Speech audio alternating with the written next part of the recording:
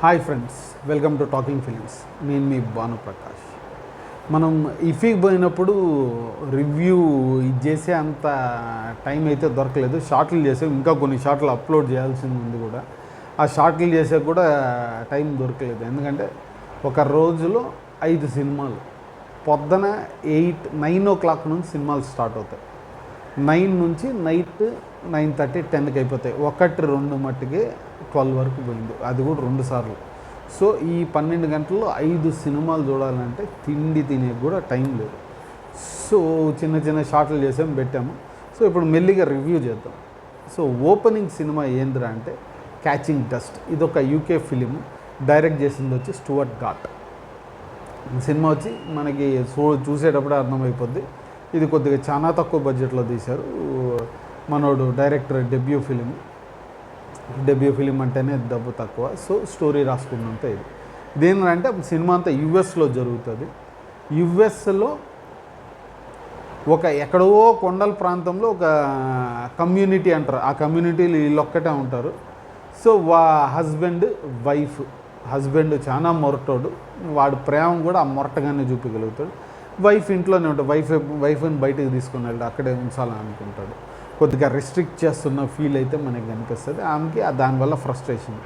ఆమెతో డ్రాయింగ్ నేర్చుకోవాలన్నా కానీ పెద్ద ఒప్పుకోడు. ఆ మ్యూజిక్ ఇదంతా ఆమె కొద్దిగా పిచ్చెక్కుతున్నట్టు చూపిస్తాడు. ఆ ల్యాండ్లోకి ఇంకొక ట్రాలీ వస్తుంది. ఏంటంటే ఒక వైఫ్ అండ్ హస్బెండ్ ఒక 4 రోజులు బ్రేక్ తీసుకోవాలని వస్తారు. వాడు వెళ్ళిపోతాడు. 4 రోజుల తర్వాత వస్తాడు. సిగ్నల్ రావు, ఇది అదేనా. సో ఈ మధ్య ఇక్కడ మెయిన్ హస్బెండ్ వైఫ్ ఉంది కదా, ఈ వైఫ్ పిచ్చెక్కుతున్న వైఫ్ కొద్దిగా వేరే ట్రాలీ ఉన్న హస్బెండ్ సైడు కొద్దిగా అట్రాక్ట్ అవుతుంది. ఎందుకంటే వాడు ఆర్ట్ గురించి చెప్పేటోడు. సో దీంట్లో ఎవరు మంచోళ్ళు ఎవరు చెడ్డోళ్ళు అనేది మనకి సినిమా తీసుకెళ్తూ ఉంటాడు. చాలా స్లోగానే తీసుకెళ్తాడు. కానీ లాస్ట్కి వచ్చినప్పుడు సీన్ ఉంటుంది. అది యాక్చువల్ ఫస్ట్ సీనే ఉంటుంది. ఎవడైతే ఈ మొరటోడు హస్బెండ్ ఉంటాడో మంచి గన్ లోడ్ చేసుకెళ్ళి అవతల ట్రాలీలోకి పోతాడు. గన్ షూట్స్ సౌండ్ అయితే వినిపిస్తుంది అనమాట. దీంతో స్టార్ట్ అవుతుంది. అది ఎందుకు జరిగిందే అనేది ఇదంతా. ఇంటికి ఎవరిని కాల్చారనేది కూడా లాస్ట్లో మనకి క్లైమాక్స్లో ఆ పర్టికులర్ ఇది చిన్న ట్విస్ట్, ఒక పర్టికులర్ ఇది ఇస్తారు. ఒక్కొక్కడ థాట్ ప్రాసెస్ ఏంది, వాడు మైండ్ సెట్ ఏంది అని మట్టుకు దీంట్లో చాలా నీట్గా చూపించాడు. దీంట్లో ముఖ్యంగా మనం చూసి తెలుసుకోవాల్సింది ఏంద్రా అంటే సినిమాటోగ్రఫీ. అంత ఓపెన్ స్పేస్, కెమెరామెన్ అయితే చాలా నీట్గా ఫ్రేమ్స్ పెట్టాడు. అద్భుతంగా అనిపిస్తుంది.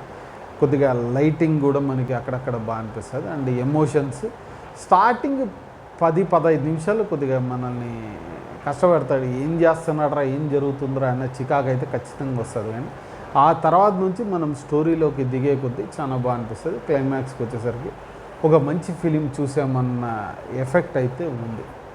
ఇది ఒక డీసెంట్ వాచ్ ఫిలిము. హ్యాపీగా ఫ్యామిలీతో కూర్చొని చూడొచ్చు, ప్రాబ్లమే లేదు. పెద్ద ఎక్స్పోజింగ్ ఇట్లాంటివి అయితే ఉండవు. మనకి ఆర్ట్ సినిమాలు మనం కొద్దిగా ఇట్లాంటి సినిమాలు చూస్తున్నామంటేనే మనం మైండ్స్ కొద్దిగా ఓపెన్ చేసుకొని చూడాలి. ఆ ఓపెన్ చేసి మైండ్స్ చూసామంటే మటుకు ఇది ఖచ్చితంగా అయితే ఈ సినిమా నచ్చే అవకాశాలు చాలా ఉన్నాయి. ఒక మంచి డ్రామా ఇది, ఒక మంచి ఎండ్తో పాటు. ఫస్ట్ సినిమా నాకైతే బాగా అనిపించింది. మనకి బ్యాక్గ్రౌండ్ అక్కడక్కడ ఉంటుంది. వీటిలో మ్యూజిక్ పెద్ద ఎక్కువ ఇది ఉండదు, అక్కడక్కడ మట్టుగా ఉంటుంది. దీంట్లో ఉంది. పర్ఫార్మెన్స్లు అయితే నలుగురు అద్భుతంగా అయితే 4 పర్ఫార్మెన్స్లు సూపర్ ఉంటాయి. 4 క్యారెక్టర్లే ఉంటుంది. 4 చాలా బాగా చేస్తారు. మొరటోడు ఇంకా అద్భుతంగా చేసి ఉంటాడు. ఆ సీన్స్ అంతా అయితే కూడా నాకు బాగా నచ్చింది. ఈ మూవీ గురించి ఇంతే. మీరు ఎక్కడ చూడాలంటే నేను ఫిలిం ఫెస్టివల్లో చూసాను. ఇంకా ఎక్కడైనా దొరికిందంటే ఆన్లైన్లో చూడండి. ఓ డీసెంట్ వాచ్ ఫిల్మ్. సో ఈ మూవీ గురించి ఇంతే. ఇంకో మూవీ గురించో ఇంకా మూవీస్ గురించి మాట్లాడతాం చాలా రోజుల వరకు. మనం వేరే వీడియోలో మాట్లాడదాం. అప్పటిదాకా ఈ వీడియో మీకు నచ్చిందంటే లైక్ చేయండి. ఇంకా నచ్చిందంటే మీ ఫ్రెండ్స్తో షేర్ చేసుకోండి. కానీ ఇలాంటి వీడియోలు మీకు ఇంకా కావాలంటే మటుకు మీరు మర్చిపోకుండా కింద ఉన్న సబ్స్క్రైబ్ బటన్ క్లిక్ చేయండి. అలాగే పక్కన ఉన్న బెల్ ఐకాన్ కూడా క్లిక్ చేశారంటే మా వీడియోస్ మీకు ఆన్ టైంలో వచ్చి చేరుతాయి. ఇంకో వీడియోలో కలుద్దాం. Bye and thank you.